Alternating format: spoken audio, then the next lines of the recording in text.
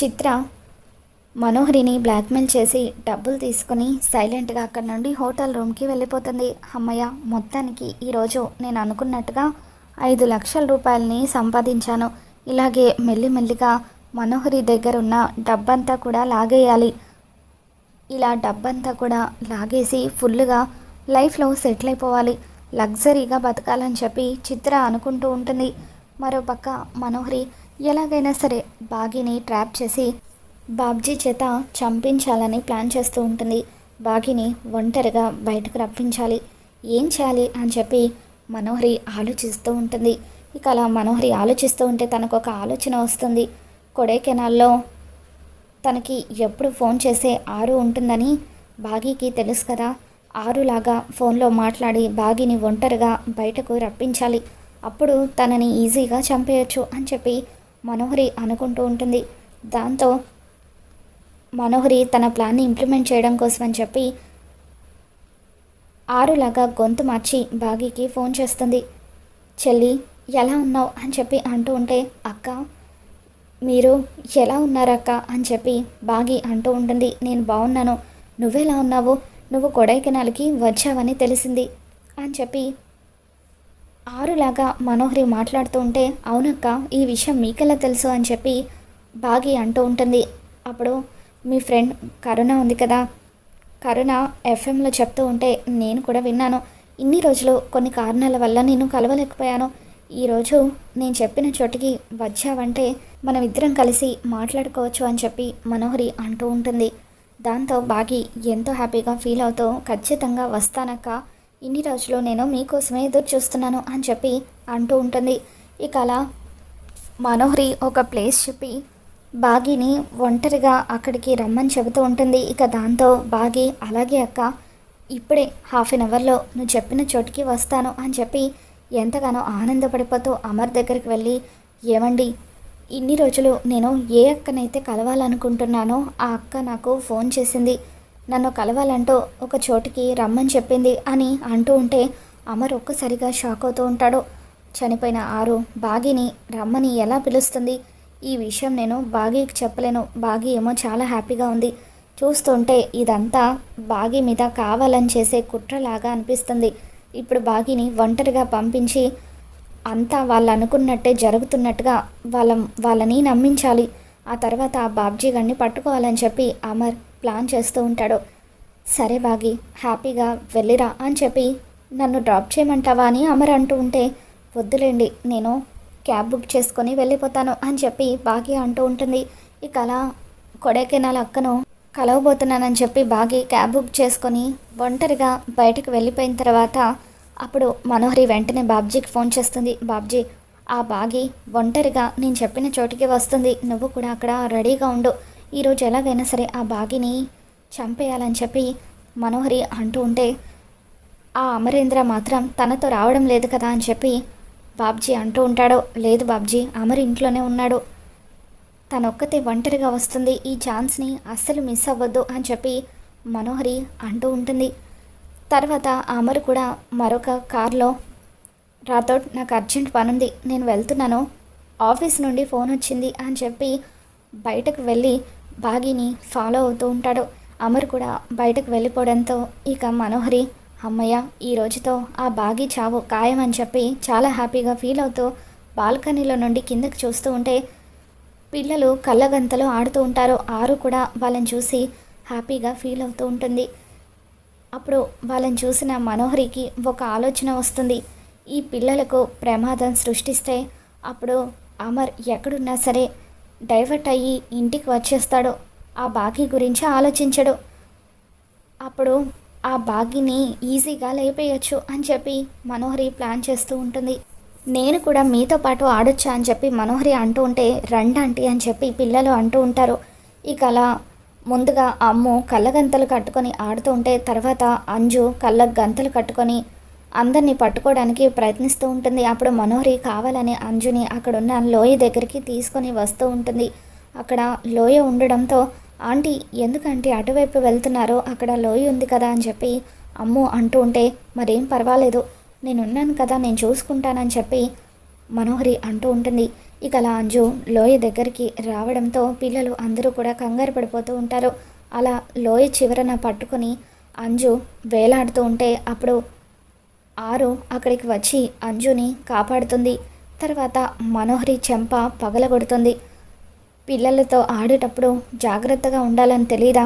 నువ్వు కావాలని అంజుని ఇక్కడి వరకు తీసుకొని వచ్చావు అని చెప్పి ఇంకొక్కసారి నా పిల్లల జోలికి వచ్చావంటే చంపేస్తానంటూ మనోహరికి ఆరు వార్నింగ్ ఇవ్వడంతో ఇక అప్పుడు మిగతా నలుగురు పిల్లలు కూడా ఆరు వైపు ఆశ్చర్యంగా చూస్తూ ఉంటారు.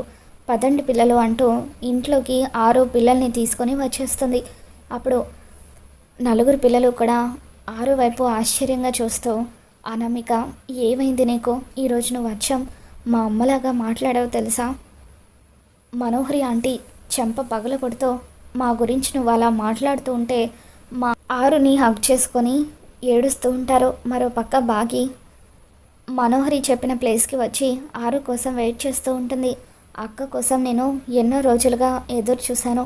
ఈరోజు అక్క ఎలా ఉంటుందో చూడబోతున్నాను అని చెప్పి అలా ఎదురు చూస్తూ ఉంటే బాబ్జీ వెనక నుండి కత్తి తీసుకొని వచ్చి బాగిని పొడవబోతూ ఉంటాడు. ఇక సరిగ్గా అదే టైంకి అమర్ అక్కడికి వచ్చి తన కాలితో బాబ్జీని ఒక్క తన్ను తన్ని కింద పడిపోయేలాగా చేసి బాగిని కాపాడుతాడు.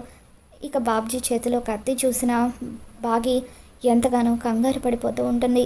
ఇక అప్పుడు అమర్ బాగిని ప్రొటెక్ట్ చేస్తూ తనకి అడ్డుగా నిలబడి ఆ బాబ్జీని చితక్ కొడుతూ ఉంటాడు.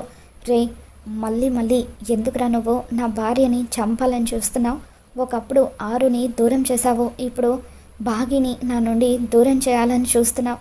ఎవరు నీ చేత ఇదంతా చేయించారు? మర్యాదగా నిజం చెప్పు, నిజం చెప్పు అని చెప్పి అమర్ అలా బాబ్జీని చితక్ కొడుతూనే ఉంటాడు. ఇక దాంతో బాబ్జీ ఒక్కసారిగా స్పృహ కోల్పోవడంతో అమర్ పోలీసులకు ఫోన్ చేసి బాబ్జీని అరెస్ట్ చేయమని చెప్పడంతో ఇక పోలీసులు బాబ్జీని అరెస్ట్ చేసి తీసుకెళ్ళిపోతూ ఉంటారు.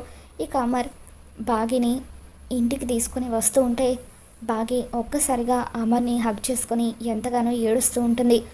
ఒక్క క్షణం మీరు రావడం లేట్ అయితే నేను ఏమైపోయేదాన్నో తలుచుకుంటేనే భయంగా ఉందని చెప్పి బాగి అంటూ ఉంటే బాగి నేను ఉండగా నీకు ఏమీ కానివ్వను. ఈరోజు ఒక విధంగా నీ వల్లే వాడు దొరికాడు. ఆరు చావుకి కారణమైన వాళ్ళు ఎవరో కూడా త్వరలోనే పట్టుకుంటాను, వాళ్ళకి తగిన శిక్ష పడేలాగా చేస్తాను అని చెప్పి అమర్ బాగిని జాగ్రత్తగా ఇంటికి తీసుకొని వస్తాడు.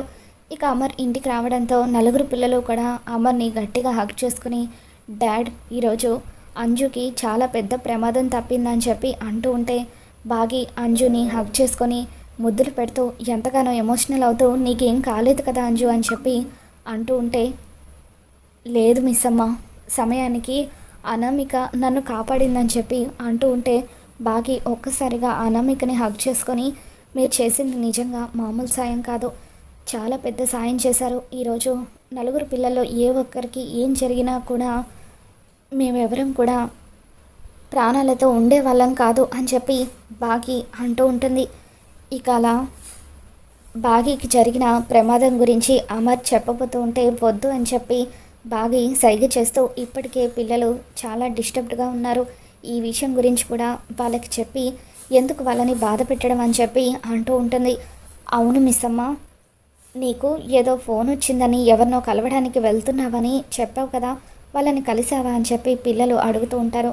దాంతో బాగి లేదు పిల్లలు, అక్కని చూడాలని చాలా ఆశగా వెళ్ళాను కానీ చూడలేకపోయాను అని చెప్పి బాగి అంటూ ఉంటుంది. ఇక అలా బాగి ఎంతో బాధగా ఇంట్లోకి వెళ్ళిపోవడంతో అప్పుడు నలుగురు పిల్లలు కూడా బాధగా ఒక దగ్గర కూర్చుంటారు. తర్వాత అంజుకి ఒక ఆలోచన వస్తుంది, మనమే అమ్మలాగా మాట్లాడి మిస్ అమ్మని కాసేపు హ్యాపీగా ఫీల్ అయ్యేలాగా చేద్దామా అని చెప్పి అంజు ఆరు ఫోన్ని తీసుకుని బయటకు వస్తుంది. ఇప్పుడు అమ్మ ఫోన్ ఎందుకు తీసుకొచ్చావా అని చెప్పి అమ్మ అంటూ ఉంటే చెప్పాను కదా మిస్ అమ్మని కొంచెం హ్యాపీగా ఫీల్ అయ్యేలాగా చేద్దామని చెప్పి అలా ఆరు ఫోన్ల నుండి బాగీకి ఫోన్ చేస్తూ ఉంటుంది. బాగీకి ఫోన్ చేయడంతో హలో అక్క అని చెప్పి బాగి మాట్లాడుతూ ఉంటే ఇక అప్పుడే అక్కడికి వచ్చిన అనామికకు అంజు ఫోన్ ఇవ్వడంతో చెల్లి అని చెప్పి ఆరులాగా అనామిక మాట్లాడుతూ ఉంటుంది. అక్క మిమ్మల్ని కలవడం కోసం అని చెప్పి మీరు చెప్పిన చోటికి వచ్చాను కానీ మీరు రాలేదేంటక్క అని చెప్పి బాగి ఫీల్ అవుతూ అంటూ ఉంటే సారీ చెల్లి, నేను రాలేకపోయాను, ఇంకొక రోజు ఎప్పుడైనా మనం ఖచ్చితంగా కలుద్దామని చెప్పి ఆరు అంటూ ఉంటుంది. సరే అక్క అని చెప్పి బాగి అంటూ ఉంటే, సరే చెల్లి, నాకు అర్జెంట్ పనుంది, మళ్ళీ ఫోన్ చేస్తానని చెప్పి ఆరు ఫోన్ పెట్టేస్తుంది. అనామిక, ఇప్పుడు నువ్వు వచ్చాం మా అమ్మలాగే మాట్లాడావు తెలుసా అని చెప్పి పిల్లలు అంటూ ఉంటారు. మేం మాత్రమే కాదు, మిస్ అమ్మ కూడా ఫోన్ చేసింది మా అమ్మే అని ఖచ్చితంగా నమ్మేస్తుంది, అంత బాగా మాట్లాడావని చెప్పి పిల్లలు అంటూ ఉంటే, ఇక అప్పుడు ఆరు పిల్లలకు అనుమానం రాకుండా సరే సరే పదండి పిల్లలు పడుకుందాం, లేట్ అయిపోతుంది అని చెప్పి పిల్లల్ని అక్కడి నుండి తీసుకెళ్ళిపోతుంది.